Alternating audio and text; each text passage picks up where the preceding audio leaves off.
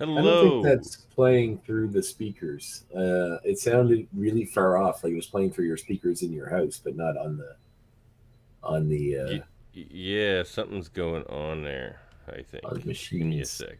No problem. Voice meter. That should be good. Speaker. Yeah, no, that should be fine, I think, right? Uh, Interesting. So you didn't hear it very well, is that it? I could hear it, but it's far off. It sounds like it was coming through the speakers on your computer, but not the actual headphones.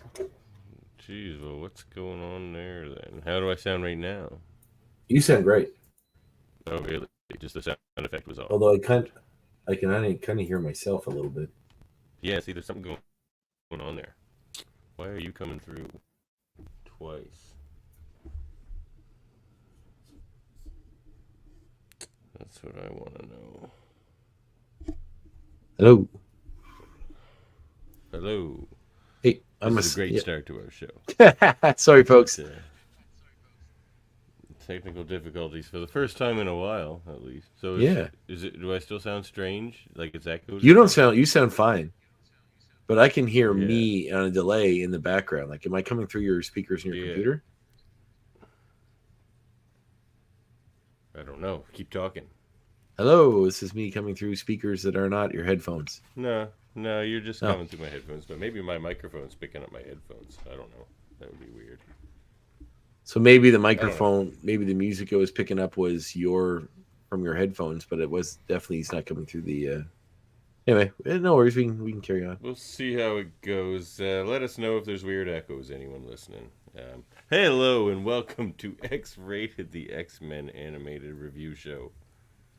I am your host. I shudder to think of such a possibility. Well, it's the case nonetheless. Davan Hodge. You enter my sanctum unbidden, bringing with you that vile creature. Look, that vile creature is my co host, and he has every right to be in your sanctum. He can get in your sanctum whenever he wants to be in your sanctum. And he'll say, "Thank you for being in my sanctum, Andre." That's me. But yes, I'm in the sanctum. my co-host Life Mayette. Sure picked lousy friends.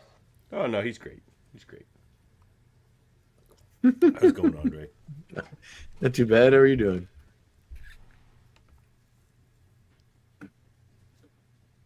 Oh, really? My Yeah, it's the sound same as effects aren't playing through the feed. Is that it? no. They're just coming. They're coming through like they're playing on a speaker in your house. Like so, they're coming through your microphone like a speaker through a microphone. They're not playing over Okay. the feed. It's all good. I mean, we're just not going to hear it. It's going to sound far off to those that are listening, which that's fine. Let me just fire this up again. I wonder why that's the case. Do you want to perhaps okay. restart and take a minute? What's Yeah, this? that worked. Baby cuddles again? That's Did I working. fix it? That worked. Yep. Okay. Well, let's do it. All Our right. show's back. We don't There we need to- go. we What don't was need it? What was the setting that you had wrong? I don't know. I just closed my soundboard and opened it again. I turned it on and Genius. off again. Genius. Mhm. That old chestnut. Mhm. I still kind of hear me in the background, but that's fine. As long as Really? the other- yeah. Just looks like an echo of me, and it's a little bit of a delay. What's going on there? I don't know what that's about. Maybe this new microphone I got here is just extra sensitive. Yeah, you got yourself the old Yeti, eh? Yeah, I do. That's Well, excellent. we'll see how it goes. We'll go for it and see how we do. Welcome to our show. I mean, that was 5 minutes of us chatting about technical difficulties. Yeah, perhaps you could We edit love- that out when you do the audio version of this. Eh, You gonna let it fly? Just us some dead air of you trying to figure out what your music problems were? That's great. That's some high quality podcasting going on right there. well, maybe not. Maybe I'm not. Maybe the audio only listener is a more discerning listener. Well, it's generally how I listen. I don't like who has the time to watch a 2 hour video podcast or two. Like I get listening to it while you're Our doing stuff. X-Goons.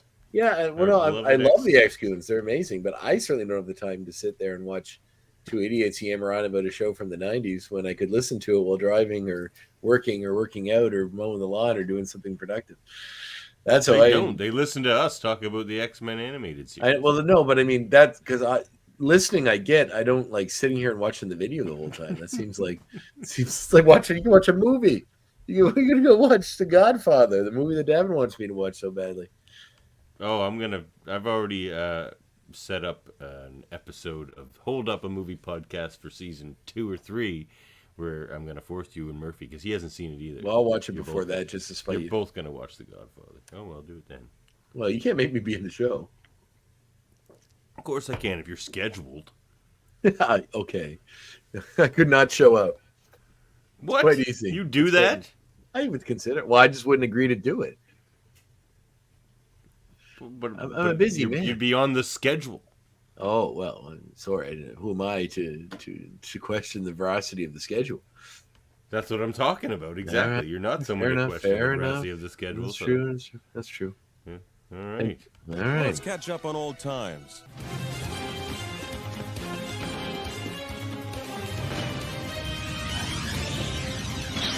What are they up to? What you think they doing up there? What's the thing they doing up there? What are you up there? They're doing up there. They're doing things are doing the transpire up there. Oh, jeez. down there and up there. Up there. That sounded good, though. We can have a lot of fun. We can just do that for the rest of the show. Even though we're not talking about the show, we can just talk. Oh, Cajun man. accent.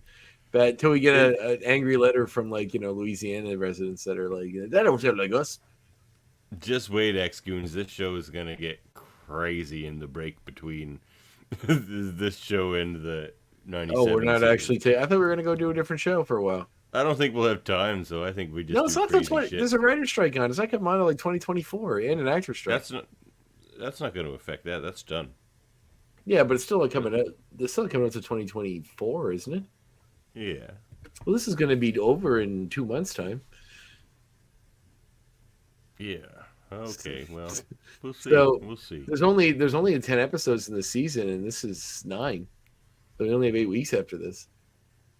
Oh yeah. Well. If there's We'll any get breaks interviews or and things stuff, that too. come up, that's true. We'll have more. Well, anyway, we have lots of fun stuff ahead of us here. Oh Yeah, God! X-Goons. Oh dear God! It never ends.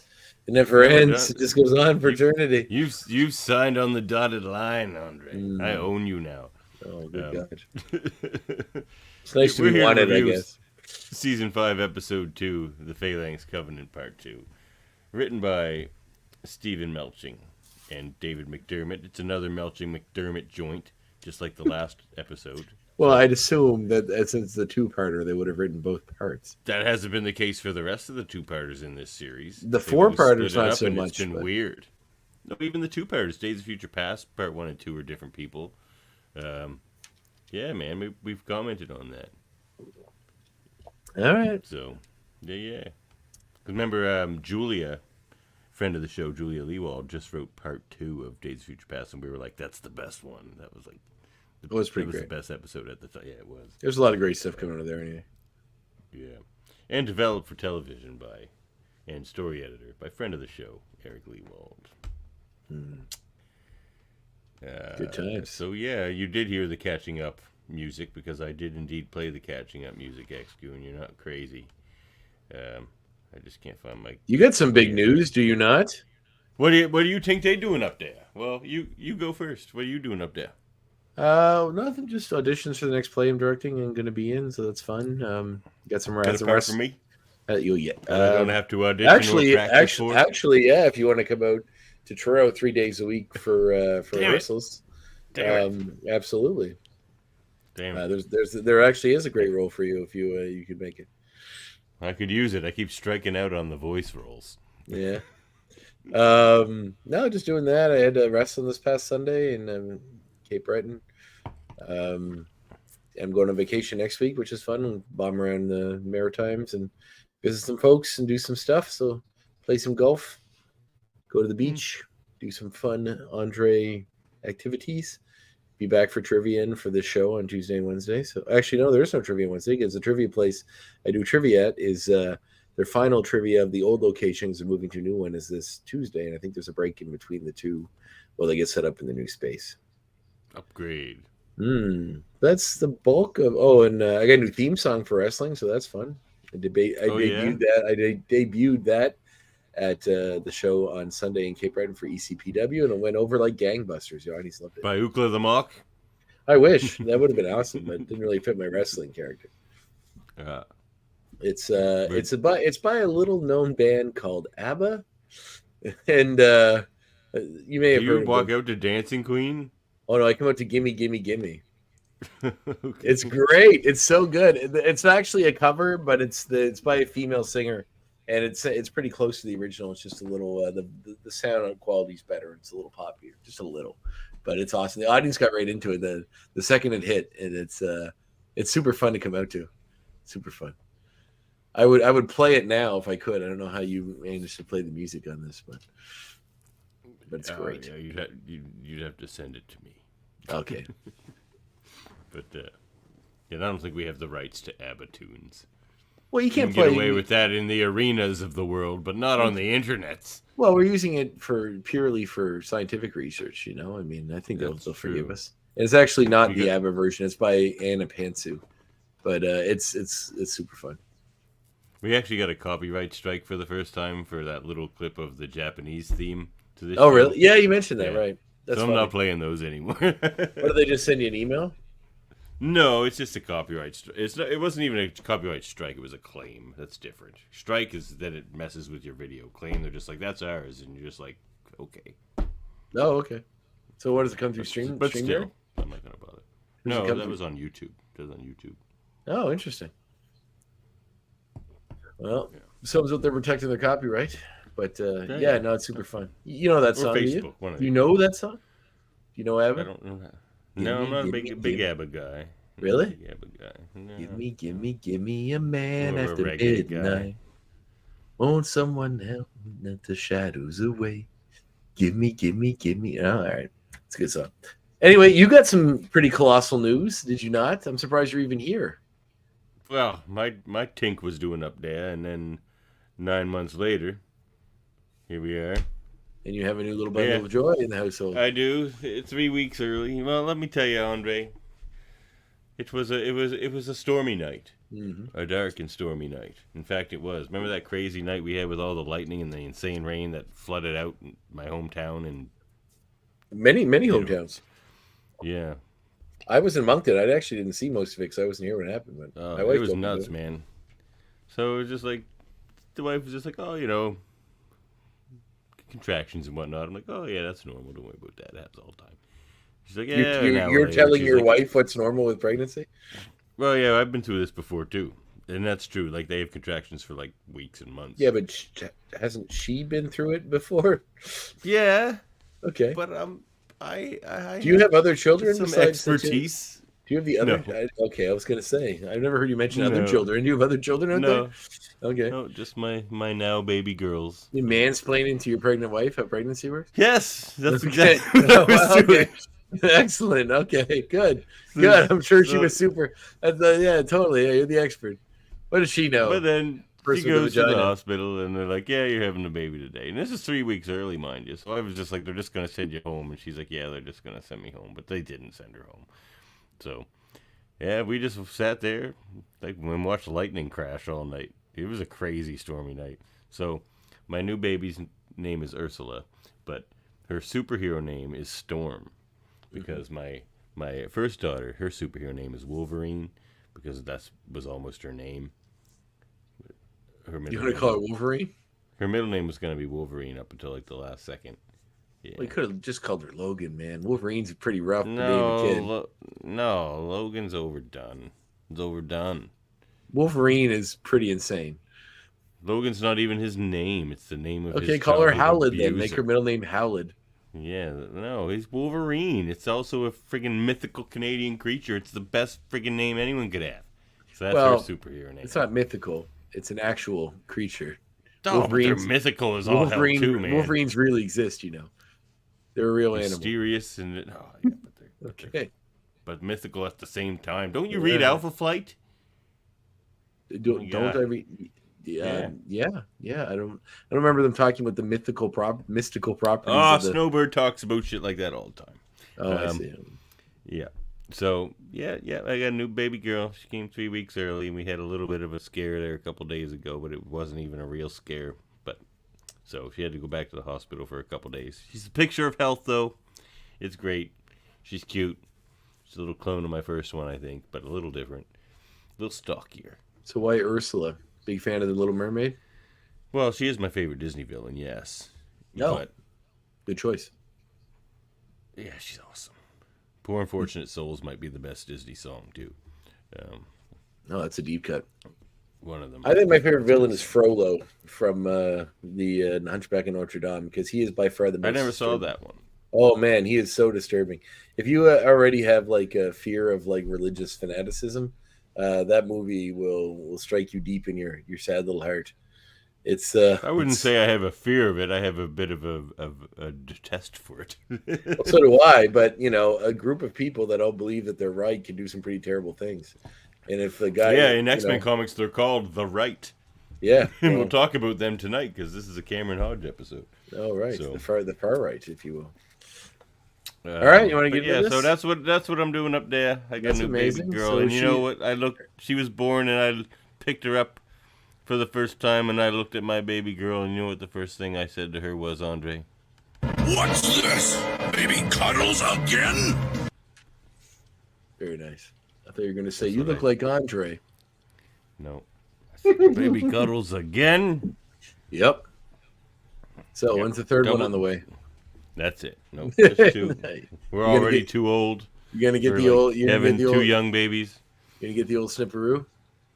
No. Well, no. Well, play it careful, buddy. Oh, I am. I have a friend who now has 5 children and never intend because he married a woman with 3 already. They had one which they didn't plan, and then they had another one recently. I'm a professional, Andre. I was a hitchhiker. Your pullout game was strong. Is that it? It's quite strong. Okay. Oh, good, excellent. Well, you have two piece of evidence that would disagree with that. That was on purpose. Oh, okay, excellent. Yeah, I have 100% accuracy. Don't That's even right. worry. I don't know. Wait, this is probably not a good conversation any of the X-Goons want to hear. So I let's think they move do. on. I think the X-Goons Maybe- want to hear more about. We want to talk about my accuracy. That's right. I want to hear Well- more about the size, the girth. Well, Okay. we've only had one vote so far, but so far the Patreon, because if you're a Patreon member, follow us on Patreon, contribute to the show. You get to vote on extra things, which I just started doing, but there'll be more. We're going to reward the patrons as much as we can, maybe with stickers like this one. This is a sweet decal. Can go outside on your car, your bike, your guitar case. Look at that. Sweet X-rated decal. So Yeah, that's really good. we got to find ways to get rid of these. I tried to do a contest, but nobody participated. So X-Goons, tell me a contest you might participate in. Or what's a good thing, fun thing I can do. But anyway, so far, X-Goon Ryan, patron Ryan, says, of all these following characters, myself, Andre, Black Tom Cassidy, Oh, the physical characters count. and The fictional characters count. Okay. yeah, you even beat out Black Tom Cassidy. Apparently Andre has the best beard. He doesn't now. have a beard. He has like a little goatee and a mustache. What? Black Tom Cassidy? It's not like a He has beard. beard. All right. So I have one vote. There's only one vote in this, and it was for. Yeah. and We you only take have it. like 4 Okay. Patreon customers, people. Yeah, but only one vote. The rest of them undecided. Oh wow! Come on, you cowards! Take a Well, stand. I know it's obviously me or Black Tom, but Of course, I forgot. I just googled him, and I forgot he showed up in Deadpool very briefly.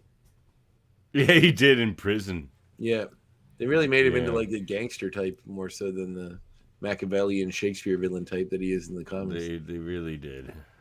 I forgot about that. We might talk about that Deadpool movie later too. Anyway, so that's what we're doing up there. Bundle of Up there. joy. That's what we're doing. Pretty excited. We got a little Storm and a little Wolverine now. I'll have to tell a friend of the show, Allison, my daughter's superhero name is. You couldn't. What's her middle name? You couldn't call her Aurora. I'm really surprised you didn't The already. middle name's Jean, which is also an X-Men character, so that works. Why not Aurora? Why didn't you go with that? Ursula Jean! That's what I'm going to say whenever she's being bad. Or even Monroe.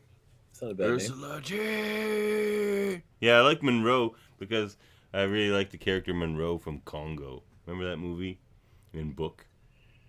I've never in my life heard anyone that liked the movie Congo enough to name a love that character after a character, to name their I child a character from that movie. I can quote every sentence in that movie. Who I've was seen it Monroe probably in 100 times. Congo? Was it Ernie Bruce Campbell's Hudson. character? Oh, it's Ernie Hudson's character. Okay, it's been a million years since I've seen that movie. I think we should name her after Bruce Campbell's character. I don't remember who he was, but He was great. lame. He was Monroe, great. Ernie Hudson. That's who you want. He had the space laser. It's like you give him the banana with the dupe inside? He's just like, yes, I give him the banana with the dupe inside. My buddy Yes. often would play the Congo video game for like the Nintendo. Did they make a video game of it? Yeah, it's for Sega, something, one of those ones. Oh, and, I didn't have Sega. He threw it on one day when I was there to show me, because he collects retro games, to show me like some of the stuff about it. And it's pretty great. There's like this character named Kambala who's just like wandering through the woods, and he's like talking about how the apes are coming, and he's like, the apes are close by now. I have no weapon. And he's just like it's like a video diary he's making. It's funny because he says the apes are close by now, and he's like, I have no weapon. And then when he like looks off and he pulls out a big knife, and I'm like, well, you fucking lied. He's got a big weapon right there. But I don't think Kabbalah made it out. All right, let's get to the episode. We've already wasted enough time. All right, let's get. Remember how I said we should try to expedite these episodes earlier? Then we Did spent you? 20 minutes. Yeah, then we spent 20 minutes figuring out technical difficulties and talking about your pullout game. We can't do that. The X-Goons deserve every minute of this shit. They sure do. Previously on X-Men. Now, self-friend beast, Forge, your world is doomed. Doomed?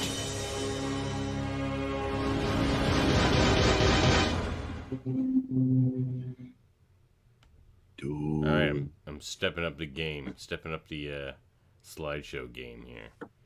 The Yeah, this Phalanx is- Covenant Part 2. This is a nice addition. So then Yeah, we ship- see, pardon? Yes, we see Beast. ship. Beast trying to send out a distress call and get a hold of somebody that may be able to help them with no answer. Well, Forge says that perhaps it has the whole world might like either they're jamming the signals, the Phalanx are, or that the whole world has been taken over by the Phalanx. But we shouldn't give up hope. And he and Warlock are compiling data and working on some way to figure out what to do here. Look at this shot here. Look at the slick animation in this shot. Yeah, The background looks great. based Foregrounds on look what sharp. based on what I saw when I was getting the graphics ready for the next two episodes, I'm guessing that's when the animation hits a dip. This animation Oh, is yeah. for sure as good. These episodes are These two are the out of best place. animation in the whole series. I think it's very they are good. in the outer place because of the you can. There's a site where I go to see what the old order was, and this is like middle of last season. But this was the intended Really? order of the intended order. Yeah. So that makes sense as to why the animation is kind of back and forth. But This is a Priority 1 SOS. Do you read? so he talks about how they figured out that the Phalanx has trouble absorbing. It has an easy time dealing with metals and stuff like that, inanimate objects. Has a hard time, but can do organic life. But has a really impossible time apparently doing mutants. So, then Mr. Sinister jumps in saying, of course, that's why they attacked his lab, because he had the biggest collection of mutant DNA in the world.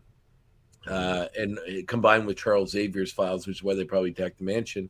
They've always I knowledge of cannot mutants. tell whether the Phalanx is causing some sort of interference, or if the whole world has been assimilated? Remember when I said that a That's minute why ago? my That would have been the lab was time to play attacked. that. It is, or was, the largest storehouse of data on mutant genetics in the world. There's that better. Yes, it sounds like Mr. Britton's back doing the voice again. The voice sounds like I think it's back that where was him before. I do Really? think that was him before. Yeah. it sounds much more like the classic one in this one that did in the last episode. It does. But I think they had to have done this at the same time. They had guest stars and everything. Like, it had to have been him. Yeah. So they're trying to figure out what to do next, where to go to find Friend you of know, the show, Mr. Sinister. yes, Christopher Britton. So basically, what happens afterwards is that they need to find a safe place to look at, to compare the DNA of the mutants, what they discovered with Phalanx technology, and they decide to go to Muir Island. It's an island. It's got lots of mutant DNA, mutant people there that they can use in the experiment. And since it's far off, they may have not been touched by the Phalanx yet. So they decide to head to Muir Island. We then cut to the old spire. They go to the two places in this episode where they think the Phalanx won't go. And they go right and there. Newfoundland. Yeah, which yeah, I was curious as to why Newfoundland made an appearance, because that could have been anywhere. Because Really. why would the Phalanx go there? Well, guess. they could have made I it don't know. Maine, like, if they wanted to just to keep it in the States. But it's funny that but we'll get to that. So we cut to Wolverine, who is being experimented upon in the Phalanx spire. Let me out of here. Yeah, and then he's approached by the face of a character who says that we have not met before, but I've met some of your ilk. He I introduces don't believe we've met. I'm Cameron Hodge, former liaison to the Genosian government. It's like this guy pulls up former liaison of the. It's like what?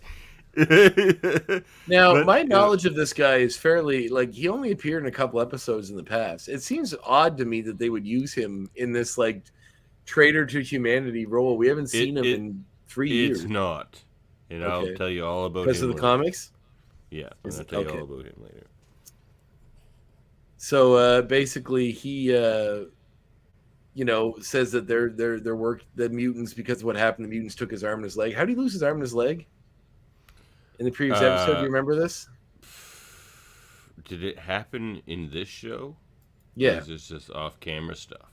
No, I think he said it happened in. We must have seen it at something. Maybe it was when Genosha died. Or, it was maybe it's probably during just the like Sentinel, like Master Mold explosion or something. Yeah, maybe so. But he said he lost an arm and a leg because of the mutants, but now he got them back because of the Phalanx. I think he goes into the full story here, where he explains that after the Genosha incident, he started working for the government, investigating crashed UFOs or extraterrestrial things, and then he stumbled upon the plane crash the ship crash that brought Warlock and his life mate here, and ended up, when the Phalanx came looking for them, joining up with them because they gave him back and selling the human race, essentially, which is pretty.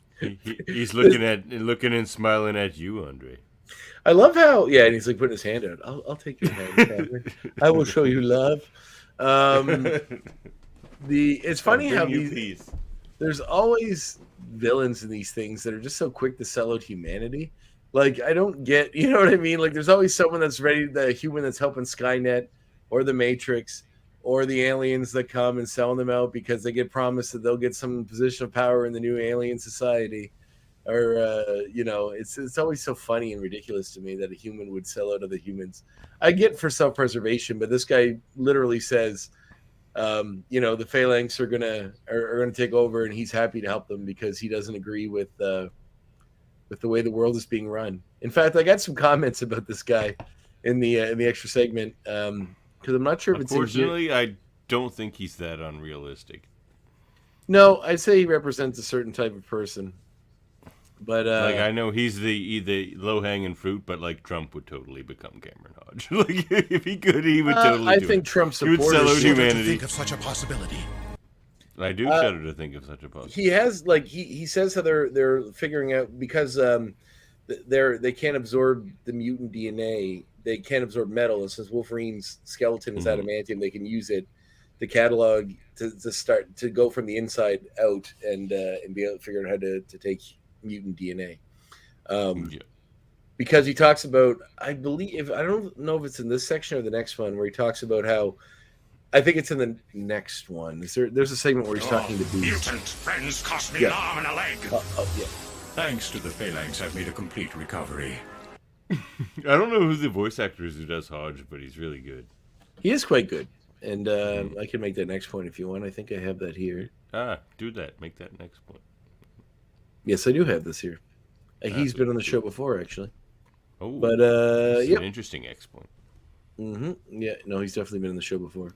Look at all those helicopter landing spots. There's like Listen, 1, 2, 3, 4, 5. they get a lot of visitors over at Muir Island. 5 helicopters at once? That's what they doing up there. That's what they do up there. They're landing helicopters. It's the only way to get to Muir Island. Well, there's the plane runway there right next to it. Look, they have a lot of traffic. This is kind of weird, actually. They're expecting a lot of air traffic in this one facility. Yeah, they sure do. So they get to Muir Island, and they start doing some experiments, trying to figure out exactly. But then they're surprised by the return of Amelia, who we've seen before. What's her last name again? It's a microscope. That's Vogt. how you know Amelia Vought. Yeah. Vought, yeah. She's there after everything went down with Genosha. She decided to go get her doctorate and is working on it while working on Muir Island. I So thought it's- I'd pick up the career I dropped for Charles. I love that line. Yeah. There's some snark there. It's funny. It's like just Charles's exes are all hanging out together. Like they all work together now and just like, in Seriously. the same office. Like Lilandra Remember how comes grumpy in he and- showed up to Muir Island last time? Lilandra He's gotta be shows up twice as grumpy this and time. works out with them too. Like Lilandra's like, "So room for one more." And Juggernaut lives downstairs. Just the Charles hating society. Not that the women hate Charles, but so she agrees. She offers to help. Obviously, big things are going on. Banshee is there as well, which is fun. But they figure out that they can attack their basic programming. They can perhaps cure people and stop this. Stop it, but they need to get a sample of the Warlock DNA, which I think is really funny that they didn't get the guy standing beside them that's a Phalanx to provide the sample. Beast already has a sample of Warlock. He got it Right. last episode. That's true. He needs one from the core. So they do a simulation which says that if they can get a sample and isolate something, they can perhaps return anything that's been infected by the Phalanx back to its original form. Look at this team shot. Like, the Yeah. one thing I love about this two-parter is just the interesting little squads that develop. Like, look at this team. Banshee, Beast, Warlock, Forge, Moira, Amelia Vought, and Mr. Sinister. Like, that's something that would only happen in the most deep cut of X-Men comics. Oh, 100%. And here it is on screen. Yeah, it's fun. That's why, like even Forge, who have really only had he's only appeared as Future Forge and only briefly in past Forge in the X-Force episode, and that's it. He's the star of this episode. Almost. Yeah, I'd like to see him in the show more. I know Bishop sort of is a main character in the new season as well as Sunspot, and I would like to see Forge have a bigger role, or at least see He hasn't X-Force been mentioned. Hopefully, he or at comes least see back. a full episode team up with X-Force would be fun too. Or X Factor. Or sorry, X-Factor, yes. X-Force would be great. They never did that in this show. X-Force, oh, it's coming. X-Force is definitely going to be. It's got to. Yeah, it's Gots to. So we got Gots. we've seen images of Cannonball, but never actually the character. So I don't think we will by this point. Oh, right, he was on that screen. Usually on TV screens and stuff in the background, and where you see a bunch Is of this a mutants, computer like, virus or a common cold virus? Both, actually. That accent is so bad. He's a What, common you think cold common virus. cold virus? Is it Coronavirus. COVID-19? Ooh, the Charles. It could be. Did you do a COVID test, McCoy? So they if they can create basically this serum and administer it to the heart of the I'm sorry, the Phalanx Empire, it should undo everything is what they figure, and Warlock volunteers to be the one to put himself into the heart and sacrifice his life because his life mate's gone to save the Noble world. sacrifice. If Self's life mate must be destroyed to save your planet, then Self will act as bait and be destroyed with her. Alarm! Phalanx! Phalanx is here! I like when his alarm, like his whole head opens and like it's like all these little like radio signals and little satellite dishes and stuff. It's very funny. Yeah. His voice actor's really good too. There's a lot of good voice acting in this. He is. He kind of reminds me of Astar from Planet Danger. One of those old Canadian. He can put his arm back commercials. on, but you can't, Andre. So play safe. Play safe. So you careful with those So arm bars. while they're chatting and saying, "Well, we got to go get this planet action for the Phalanx find us," almost as though they had heard them. A bird lands on the sinister ship, which turns out to be a Phalanx in disguise, infects the ship, and then becomes a giant kaiju robot using the ship and the Phalanx infecting it. Sinister is upset that they took in a ship. He seemed to like that ship. And then him and... gives her the old scream, though. Yes. Yeah, he does. Him and Banshee attack it. So resistance is futile. You will joy with the Phalanx. Start the engines. Start the engines. Start the engines. So now that they have a weapon against them, they kind of tell Forge perhaps that he should use it now, and he says he can't risk it until they're 100% sure, it's going to work the way they want it to, because they need a sample of the Phalanx itself to use it on, and they don't want to waste it if it's not going to work. So Moira wants them to help get everybody out of the area, but they don't have time, and he says that if we succeed, it won't matter. Everyone will be saved anyway. But you have to show us how to get out here. So she brings them to their backup plane and sends them on their way with Amelia. But is he always like this? Banshee tries to buy them some time when the robot attacks them when they're getting on the ship, but the Phalanx manages to grab him. Moira tries to run to help him, but she starts to get infected as well because she ran up to him. And then Sinister kicks her off the plane. He's like, she's already infected, no time, and just kicks her into the Phalanx, and it's like, we don't got time for this mollycoddling bullshit, and basically Beast abhorred his behavior, but Sinister was right. What did you do? Oh god! But Sinister was right. I mean, she would have infected the ship and killed them all, or had them all be absorbed. This is one of the most hilarious Sinister. It is quite funny because she's like fighting, turning into the Phalanx, and then he just comes over and kicks her right back off the plane into the Phalanx sort of mixture of technology that she became a part of. So they're trying to figure out where they can go. This is a good episode. They're trying to figure out where they can go to continue on with their plan. And Amelia suggests one place in the north. So Newfoundland. No, not yet. We have to go get the person they need for Newfoundland first. All right. Mariner from Alpha Flight. So they head to the far north in the Arctic. There's a secret base somewhere in the snow. They don't know how to get in. They can't find the entrance. Sinister wants to blow it up, but then Amelia uses her powers to vaporize them all and then waft them into the place. They then approach the person who runs this little base, who seems to be sitting in a little sadness pile, maligning his past failures, and that person being Magneto. So much shadow in such a well lit room. Nice return, yeah, but you need it for drama. You see, it's drama shadow. It's a drama shadow lamp. Amelia says, "We need your help. The Earth's in danger." Magneto says, "I don't care." Basically, he says, after the loss of Asteroid M, he stopped caring. Like, he doesn't care. He's tired of fighting. He's tired of everything. He just basically just was like, let them come. He's like, they'll come here too. He's like, after they take the whole world, they'll come here and get you as well. And he's like, let them come. I don't care. Like, he literally has given up hope on achieving his dream of mutant supremacy, and also any real desire to fight for it either. But he even says some shit, as you played earlier in the introduction, against Sinister. He says, how dare you come here uncalled and bring that monster with you, which is a direct reference. Which is funny that this episode would have aired before the end of last season, because he was referencing Sinister's. I shudder to think of such a possibility. You enter my sanctum unbidden, bringing with you that vile creature. And the only way they've interacted was once, and that was during the Apocalypse debacle at the end of last season. So obviously this is aired where it should be in the lineup of scripts, because it's a direct reference to that episode. Yeah, maybe. Sinister, of course, takes umbrage with that, and there may be a battle, but Beast holds him back. But Beast, says that they'll come here. He says, I like kind of seeing him with his stuff. There's like a little pile of his stuff on the floor, like his helmet, his cape, and the little thing that goes around that holds the cape there, and his gloves. So like he's just sitting there in like so he's just sitting there in kind of his civvies, being sad with the beard and the hair. Not doing so well, yeah. I like the beard and the hair. I think they look really good. But anyway, he's pretty much ready to give up until Beast tells him that the Phalanx already has his son, Quicksilver.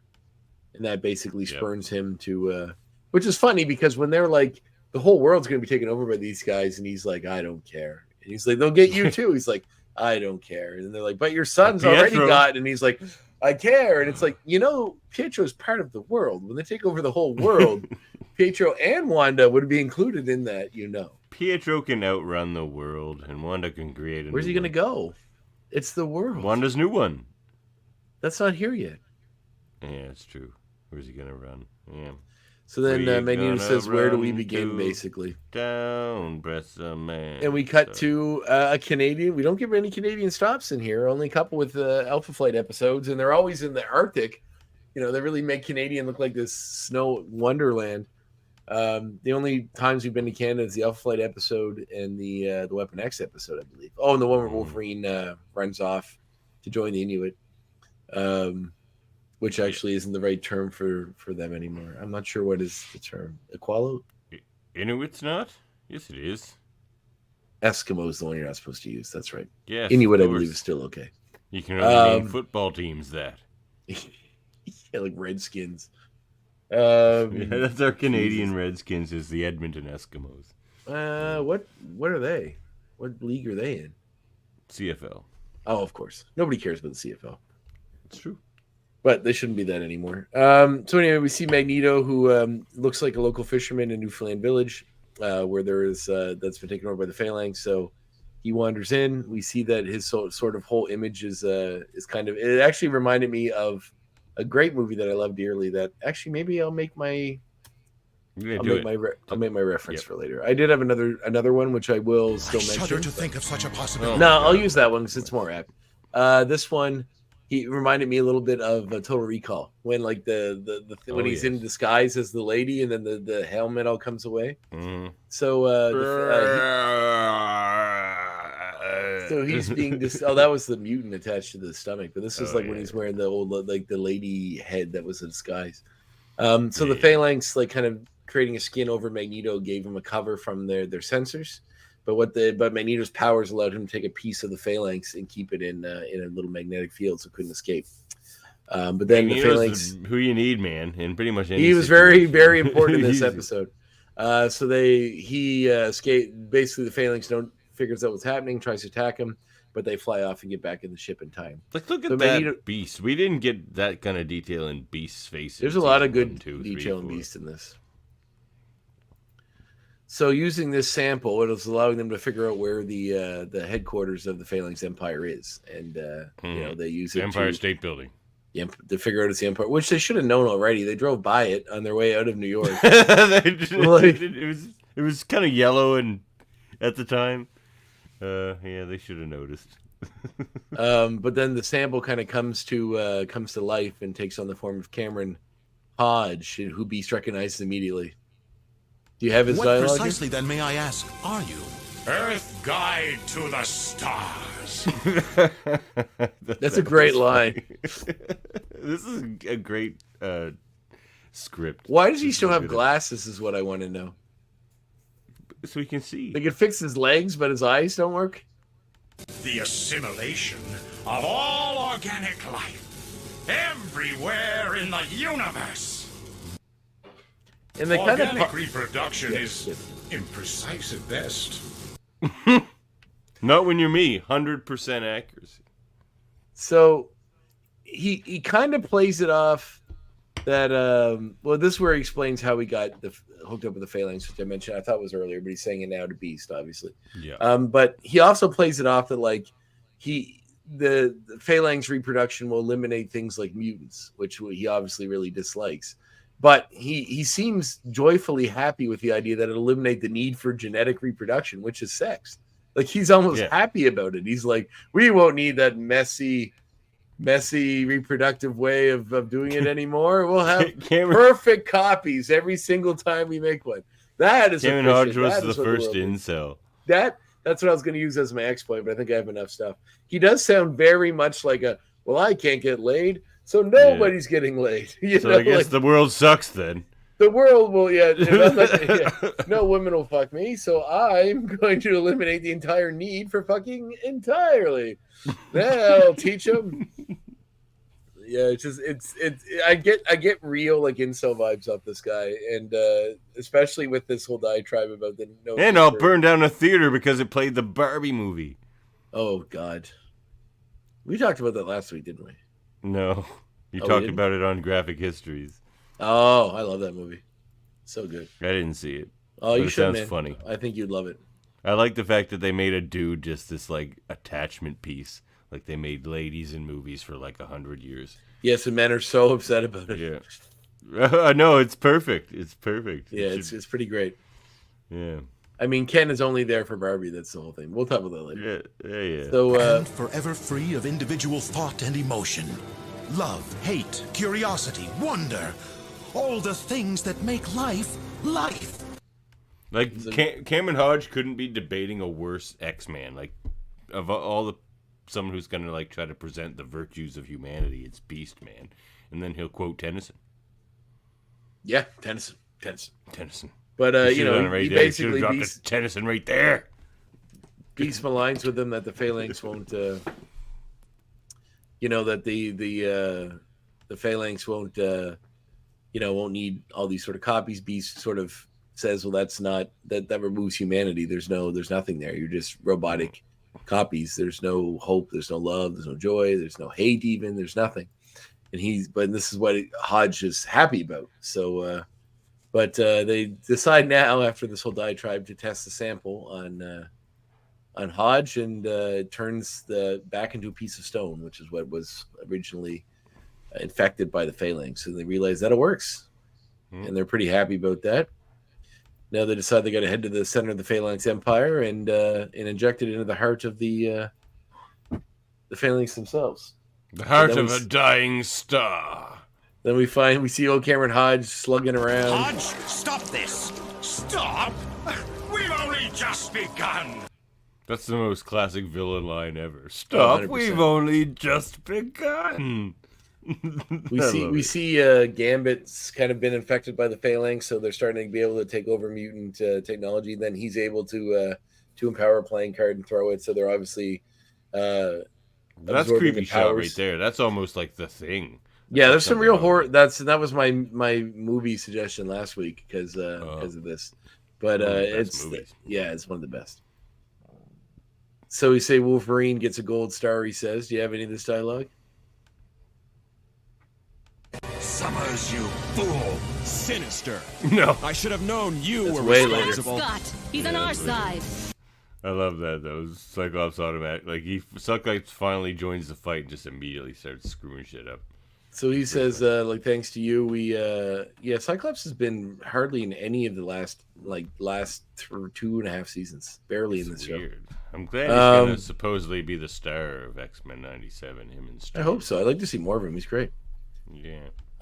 So now that they figured out how to absorb the mutants' powers, the Phalanx say, "Hey, let's start with Charles Xavier." Xavier says, like, have you no humanity? Like, you're selling. He says you've traded out your humanity to help the Phalanx, but I question if you ever had any. And which is actually a nice little line. I thought I had that line.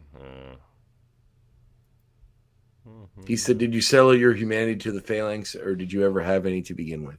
Yeah. And Hodge seems pleased by that. He even does this. Hodge does this. The ultimate villain tenting your fingers pose while he's listening to. So they kind of we see the team looking at the spire and figuring out their battle plan. There's actually one. Oh wow. Okay, that's another. I just saw a. Do you have another scene of that talking? But when Ford is talking just there before this. Go back when they're on the ship. No, before. You're going ahead. Oh, before. Yeah. Probably. One more. Go back. Okay, you don't. I'll save this one of my X points. So I'll see if I can print screen this. Is it going to be about the mustache? Yes, it was. The mustache appears and disappears. Oh yeah, it does. Yeah, there's a couple scenes. Too. There's a couple scenes when he's talking and the mustache appears and disappears both times, which is really weird. It's creepy. It is creepy. And like the face even looks really different. So anyway, they say Vought's going to use her powers to get them to the lower chamber. She uses her powers to get them into the thing. She into the spire. She manages to use the beam they've covered to fight against the Phalanx to get Jean Grey out of one of her bubbles. They're trying to help, and Polaris. Then the Phalanx starts attacking them. They're using their powers to fend them off while they are releasing more X-Men. Sinister releases. Dude, I did like this because like Cyclops is like Sinister. I knew it was you the whole time. Like even before he son says of a that, bitch. even before he says that, so like he's in the bubble frozen. Sinister makes a hole to open it. The second the hole opens, he shoots right at him, and Sinister like ducks. And he's like, "Damn it, Sinister! I knew you were behind this." I just love that there wasn't even a moment where he said anything. He just immediately tried to shoot him in the face with his beams. He hates Sinister. Which I thought was pretty great. Hilarious. But then, of course, he's told by Amelia that Sinister is with them. Jean's using her powers to kind of put a bubble around them, or Polaris is, and Jean is for the other side. Well, that's going on. We see Magneto, Beast, and Warlock. They give Warlock the sample that he has to put into the heart. He puts it into his metal case in his chest. And they decide to go in and attack the Spire. So basically, it's kind of ingenious how they do this. They go, Magneto makes a bubble. They start going in. Then the Phalanx start attacking him. And while they're attacking him, they attack part of the bubble. And the section they touch it makes a hole. And then Warlock falls through. And they're like, Warlock, no. But it was all a ploy because they wanted the Phalanx to look as though they lost Warlock and the Phalanx grabs them. So when they do, they're going to reabsorb him in, but then he takes out the panel that's in his chest with the piece, and then throws it into the heart of the Spire, which begins a chain reaction, which turns the Spire back to normal and turns everybody that was affected by the Phalanx back to normal as well. We even see old Cameron Hodge, who has a robot arm and leg, which is fun, return back to his human form. Well, I can talk about that. It's the next point. But he has a Flash. He's like Flash. No! Yeah. Flash. No. That's a great line. He just like deep strokes back. He goes Flash. No. Oh, and he's holding his hands on the ground with his tie. Don't worry, he's still got one robot arm and one robot leg. Yeah, he still has an arm and a leg. He's able to. But that's why he turned on humanity so easily. He hates flesh. They did a pretty, exactly, incel. Okay. We did have a funny line when Cameron Hodge was like looking at when Magneto comes into the Spire. Goes Magneto, and he's like, "The long hair and a beard is a good look for you. You pull it off well, or you can pull it off, or something like that." He says, "He's like it. I like Magneto like this. He looks cool." Yeah, man. So somehow, and it's unexplained, Warlock survived. But then he looks. Maybe it's because this version of the Phalanx he's basically a nanite creature. Like, but so were the Phalanx. He is a Phalanx. He's one of them. So the same thing that. Well, he is and he isn't. But he's upset. He says it was necessary to destroy his partner and his people, right? And they say, yeah, unfortunately. But then he senses his partner is still alive. So he goes and finds the piece of her on the floor and helps her reform into his life mate. And they decide to. They ask Beast to help them. Take a ship. Yeah, we see everybody reunite and be happy that they are not little kissy poo there. Yeah, little kissy poo that they're not mutants or robot people anymore, which is nice. And then I never thought I'd see the day when we would all be working together. I sense no new mutant solidarity, Charles. Such a downer, Magneto. You can't let anybody have a win. Oh my goodness, look at that baby. Yeah, there we go. Here. Hi, Ursula. Wow, she got a lot of hair. She was born with like a full head of hair. Wow. Hi, say hi to Uncle Andre. Oh, hello. Say hi to the ex-goons. Say hi to those ex-goons. She looks exhausted. 3 weeks early, man. It'll make you exhausted. Did she get out? Did she sleep? She doesn't sleep through the night, I assume. How long will she sleep? Well, no, because you got to feed these little tiny babies every 3 hours. So. Oh, really? Oh, yeah. No, she's adorable. That's awesome, man. Congratulations. Oh, yeah, I'm pretty happy. Baby cuddles again. Again? But yeah, that's the end of the episode, isn't it? Pretty much. Pretty much. They agree to that Warlock. Storm's here all of a sudden. No, Warlock she wasn't in the entire episode, but now Storm. Yeah. Well, I mean, she would have been. Yeah, Gambit's there, and Rogue too. We didn't really see. We saw Gambit being assimilated. Gambit was there. Yeah. But Warlock decides him and his life mate are going to go back to the home planet and try to change things from he's been running from his responsibilities long enough, and they're going to go back and try to change things for the better from within. So then we see a lovely little moment where Magneto's reunited with his son, and they hug, which is funny because they didn't seem to get along at all last time we saw them together. But perhaps being infected by a techno-organic life form from beyond the stars will do that to you. You know, it just might. I think it would actually. Wasn't Polaris Magneto's daughter as well, or his wife? Yes, and I'm well. That's kind of an next point. We'll talk about that. There are reasons to work for a better future. Here comes one now. Pietro. Thank Pietro. I love how he says Sentiments Pietro. shared by every parent on Earth. Sentiment shared by every parent. How fortuitous. I shared those. How apropos with you holding your new baby while that line plays. Exactly. Well, that was the episode. Let's get on to our ratings, shall we? Each of us will have to look into his own heart and decide. Look into your heart. Decide. I gave it a 10 last time, didn't I? You did, yeah. 10 again. It's great. These two-parters were fun. This was a great two-parter. Yes. It was a pleasant surprise. Coming into season 5, expecting a bit of a downgrade, and it was just because of a reorganization, of course, on Disney Plus's part that we get it now. But excellent stuff. Yeah, it's great. Up there is maybe one of the best two-parters, if not the best. I don't think we gave anything else 2 10s. I don't think so. Future Past, maybe. We like that episode a lot too. Yeah, it was really good too. But yeah, great stuff. Might as well move on to our exploits. I don't think we have much more to say about that rating.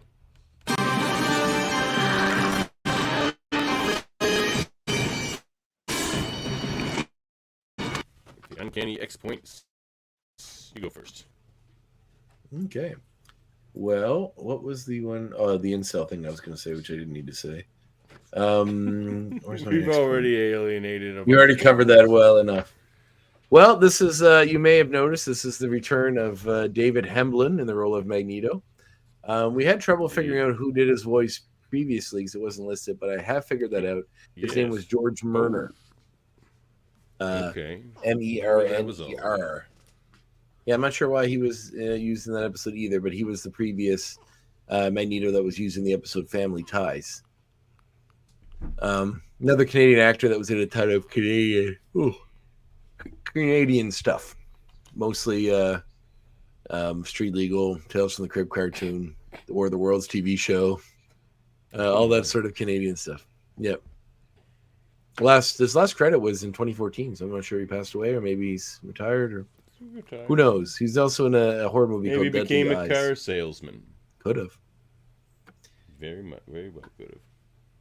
Yeah, right. He was in a very well-known goofy horror movie called Deadly Eyes about overgrown killer rats.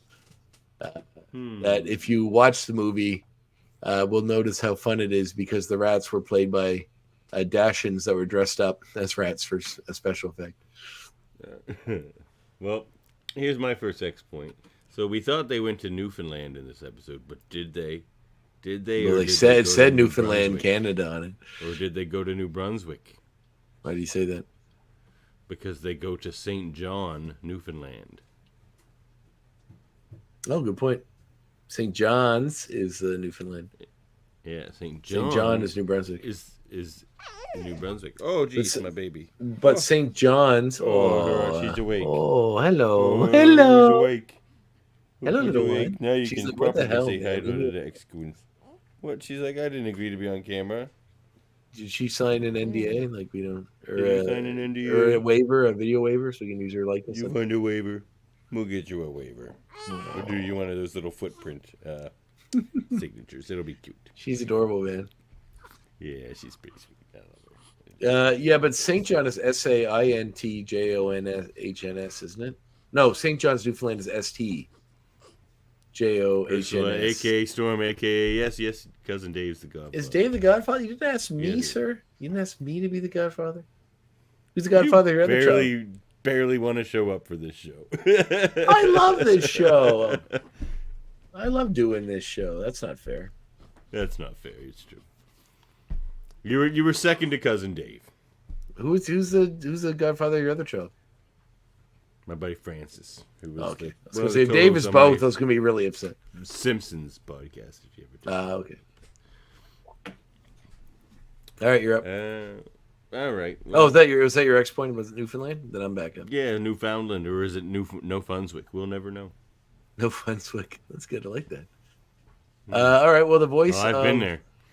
The voice of Warlock, and also the voice of. Where you go? I just had it here. The voice of Cameron Hodge. Surely they're not the same guy. Who is not Warlock? The voice of Cameron Hodge is also the voice of the Phalanx themselves. So like the voice of the Phalanx too, which makes sense the way they kind of did that in the series.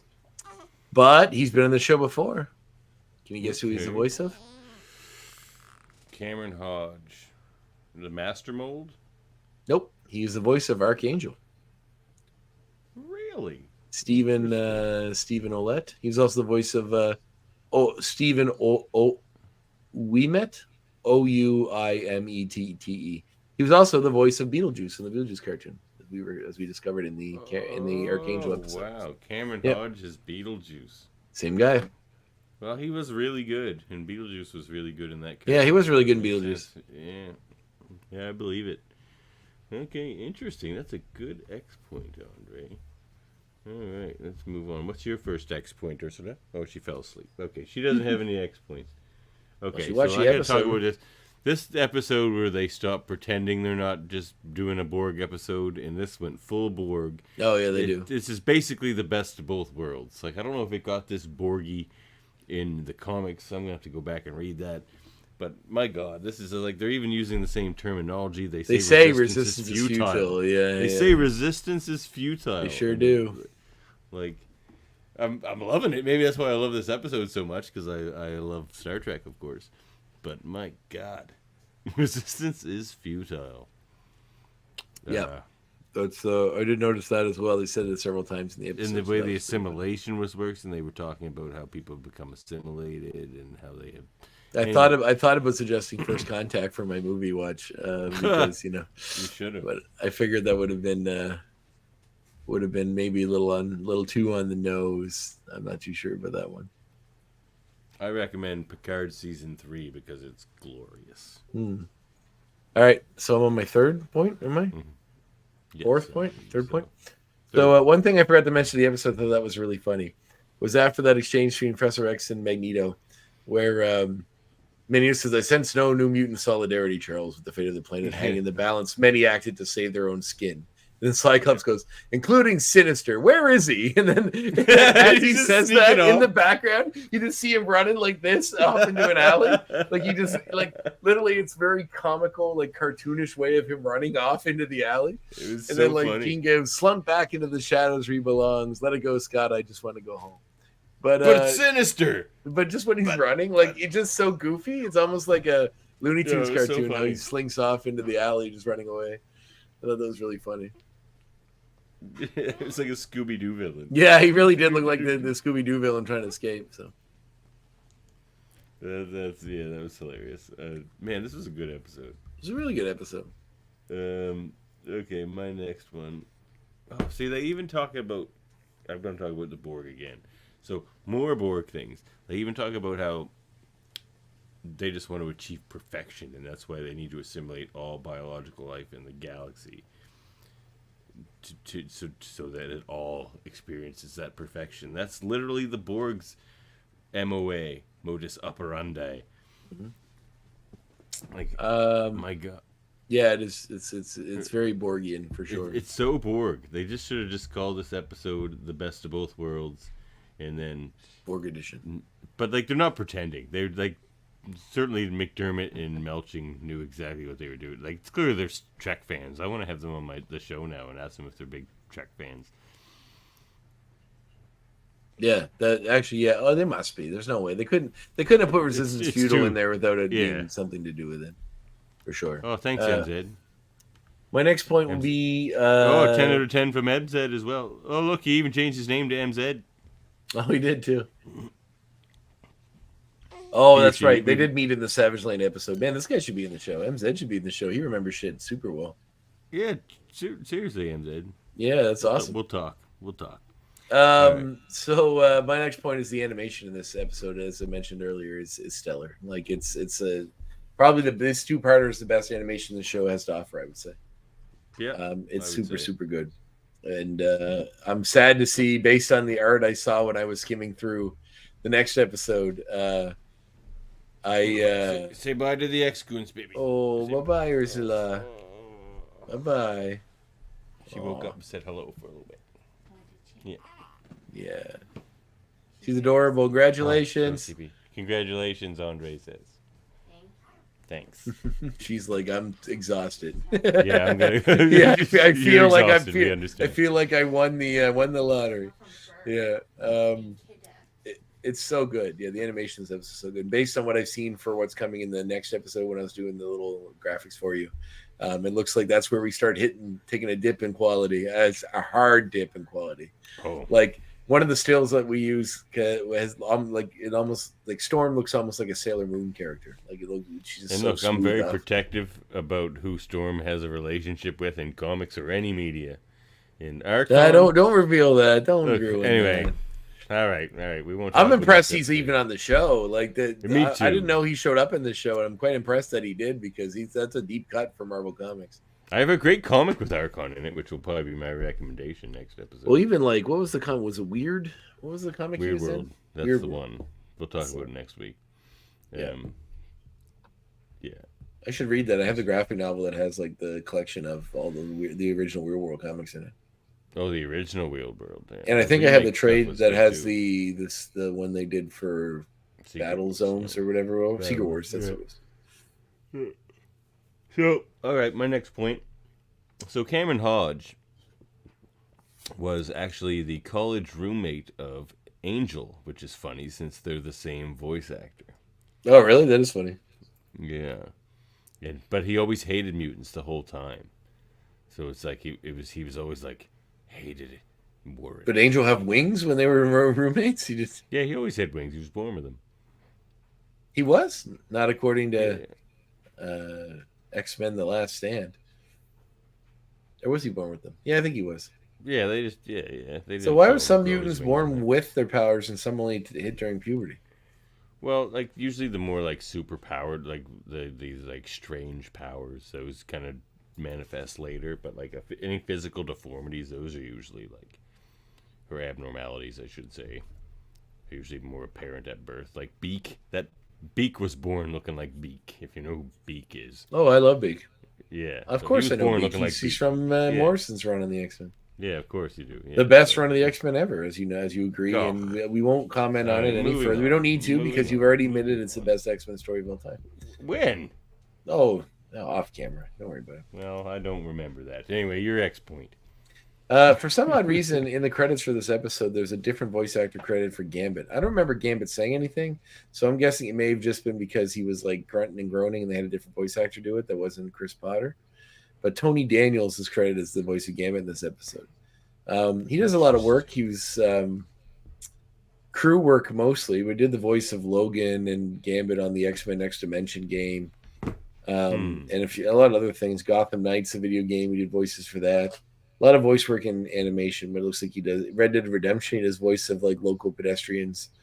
So he's pretty active in the voice game and film and credit. But he does a lot of ADR and stuff like that for other actors. So it seems as though he may. I'm assuming since Gambit doesn't say anything in this episode, that's the reason. But he is credited as that for some reason. I'm not sure why.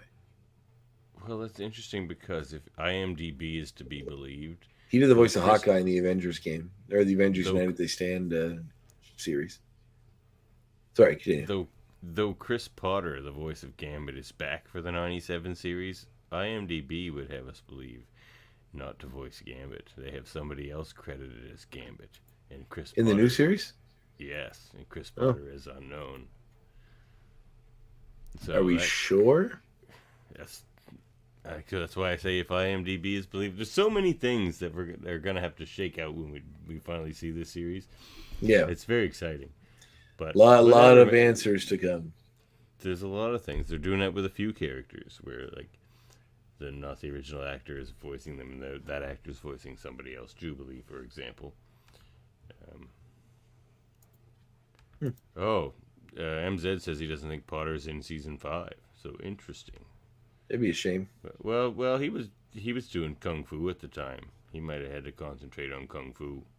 Oh man, I used to love that show. Watch it every night. Yeah, he's back, but like I say, MZ maybe not as Gambit. We'll have to see. So, I guess my last point is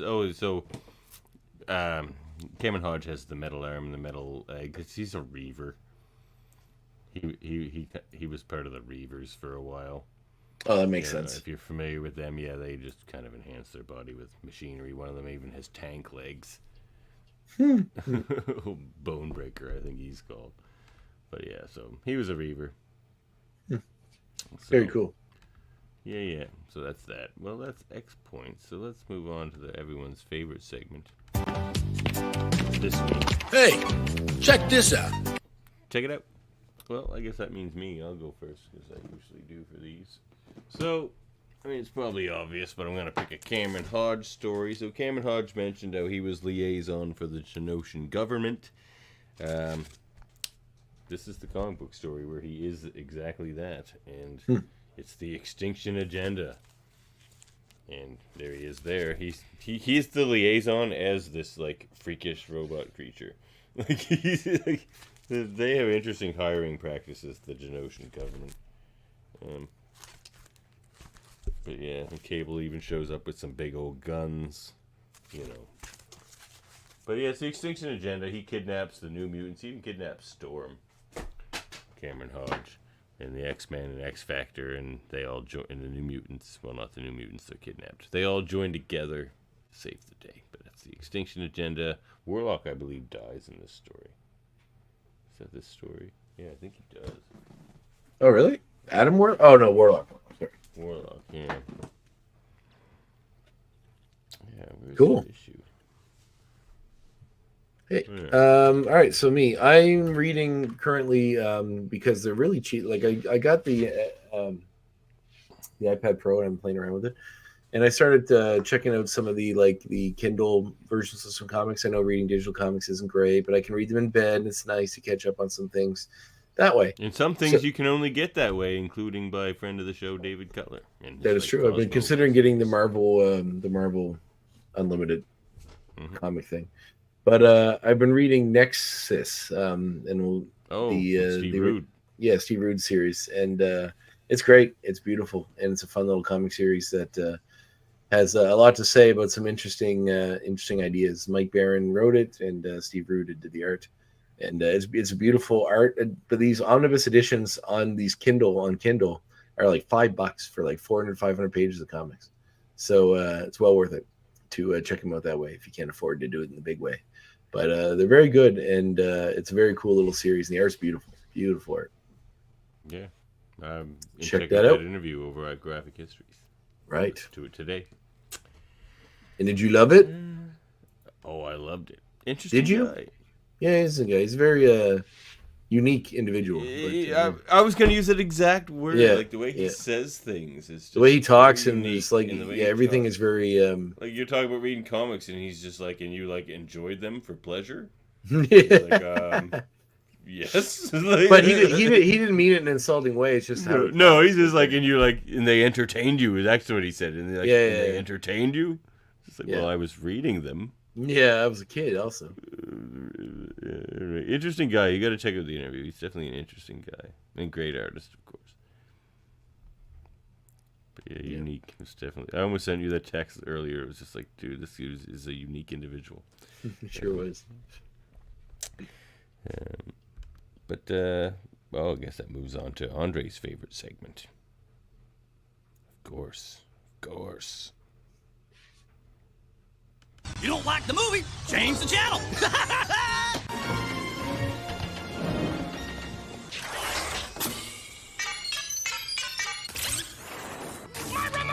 My remote. Where's your remote taking us? Huh? Not to First Contact, but go check that one out too. Yeah, it would be a good one too. As what I mentioned earlier that I said in mind. Oh yeah, Total Recall. So the movie I'm going to suggest. So this is a bit of a deep cut for not so much for horror fans, but for the regular folks. So Dan O'Bannon's kind of a famous scriptwriter. He wrote the script for Alien, which is what he's probably most famous for. But before that, he did a very low budget student film that has some redeeming factors, some very interesting stuff in it. But it was John Carpenter's first film. They worked together on it, Dark Star. That was kind of a comedy about, and it's such a great idea. It's something that I think would really benefit from a remake, and I'd hope that maybe somebody could do it because the effects weren't great, but the idea was cool. It's like grunts, and it's one of the first movies to do like grunts in space, like just guys doing a job in space. Which and you can definitely see watching this movie how. Dark Star's not the movie, but you can definitely see how Dark Star transitioned to Alien because of the guys working in Alien that are just on the ship just seem like grunts doing a job drilling in space. They're just oil drillers basically in space, and you get a lot of that in Dark Star. He's a really interesting writer, but one of his early films and one that he directed as well was called Dead and Buried, and it's one that the one I want to suggest, which is a favorite movie of a lot of horror directors. Guillermo del Toro spoke highly of it on several things. It's basically about a crazed scientist who, it's kind of a spoiler alert if you don't want to hear where the movie goes, but you'll kind of figure it out later anyway. But it's a guy that gets trapped in a small community. Everybody seems really weird. And it turns out the entire community, the entire town are dead. Every time someone dies, this guy brings them back to life using this and uses his... medical way to make them look normal. A reanimator, almost. But the entire town are all dead and don't really know it, and just doing the bidding of this guy, this one dude that's keeping all the the plates spinning. And it reminded me a little bit of that when they go to New Phalanx. It's like a little fishing village, and like everyone's just doing their little fishing village life, their little job. And anytime someone new comes to town, basically they all murder him, and then this guy brings him back to life and makes him part of the town. And it's a dark movie. It's interesting. It's got some beautiful gore effects.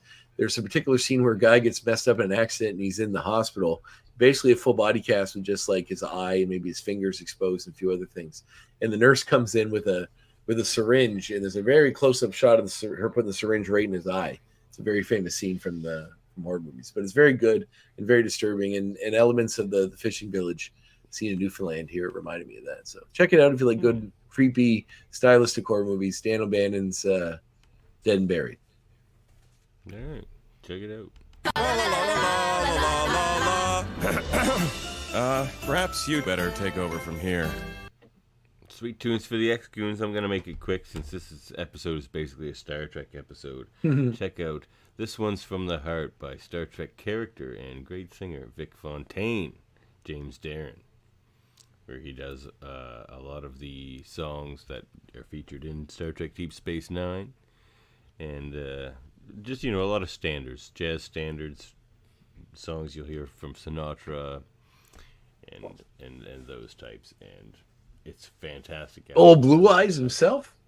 I honestly prefer James Darren's take better than Sinatra takes of songs. Usually, I prefer Sacrilege. James Darren's voice. No, it's not. James Darren's got a smoother voice.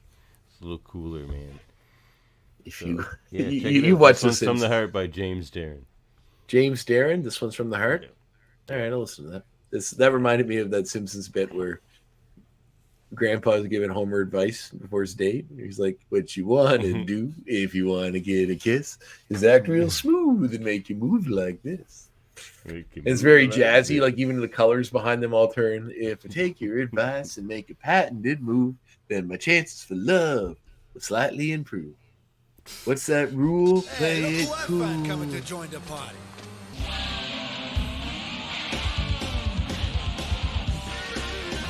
We haven't got a copyright issue for that one? Nah, we haven't got a copyright issue for anything else. Just the Japanese intro to the show. Yes. It's very strange. Yes, all of the rest of the people in the world that made this show love us, but not the Japanese contingent. Not the Japanese. No. I don't know what. Okay, I'm not going to talk about this anymore. No, let's party like it's 19, like it's apostrophe 97, just for a second, because a rumor dropped that Madeline Pryor is going to be in the series, and of course there was a recent interesting showing of footage at San Diego Comic-Con where a friend of the show, Jaemeel, was attending. And Jean Grey's pregnant. So Jean Grey's pregnant, and Madeline Pryor is apparently going to be in the series. So that's interesting. This is going to break from the comics quite a bit. So it's like Cyclops going to impregnate Jean with like Rachel or something, and then impregnate Maddie with Cable, because Cable is Maddie's kid, whereas Rachel is an alternate universe. Well, if it's an alternate universe or timeline thing, and Madeline Pryor is that, then they could probably play with that. So it's going to be interesting. Yeah, there's lots of interesting stuff. I'm like so looking forward to this show. It's going to be fantastic. Trust me on that one, ex-goons. And trust your Uncle Lawrence. He also guarantees we're gonna be happy. So it's time for our homework, I guess. All I need now is for you to contact your students, Professor.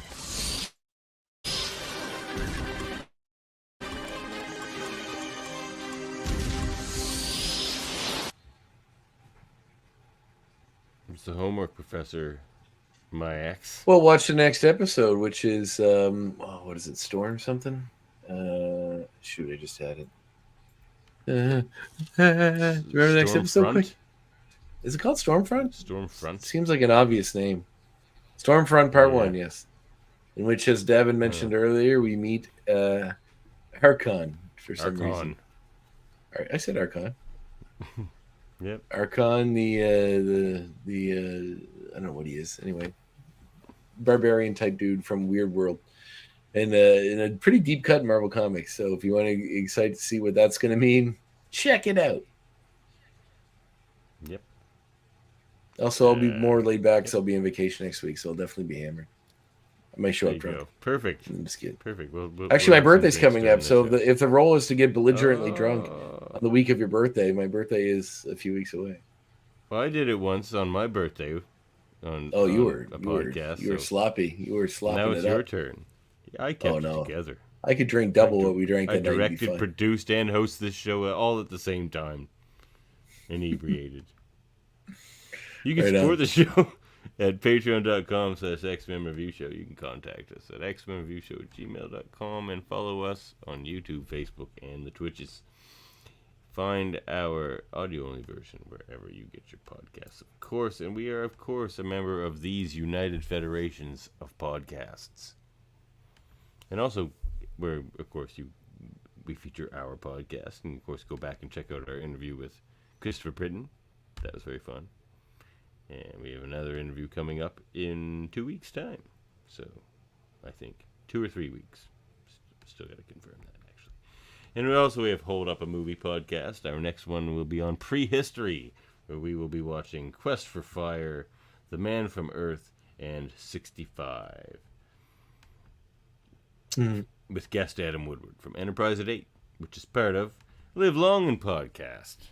There he is there, in the front, the gray hair. Which I don't think that hat is regulation for your character, buddy. I think Starfleet lets you wear that. As the ex-goons know, I am rarely seen without my band. It's because you're balding, isn't it? Nope. I'm convinced you are, and that's why you're hiding behind that headband. All right, I'm gonna flash it now. Got lots of hair. Looks kind of thin. Thin around the middle there. It's getting a little thinner in the front, and look, only since I've had children. What are you, like 40 now? How old are you? Almost 39. Oh, you're only a year older than me. Yeah. I thought you were so much older, maybe like 10 to 15 years. I thought you were on death's door. I thought you were at least 68. I thought you were at least 68. I'm amazed you're still alive. I didn't think you'd make it to the end of the series. I've already got David on standby. Son of a bitch. There's also Super Mater Brothers, where they review reality shows and other things on television. And we also do the Mary Mater Marvel Society over there, where we will be reviewing Secret Invasion this Sunday. 7 Atlantic time, I believe. 7 p.m. And, of course, and there's trivia debates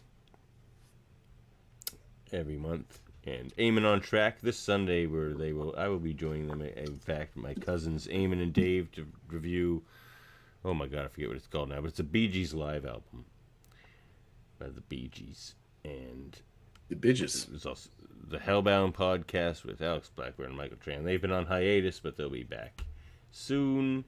And of course, we can't forget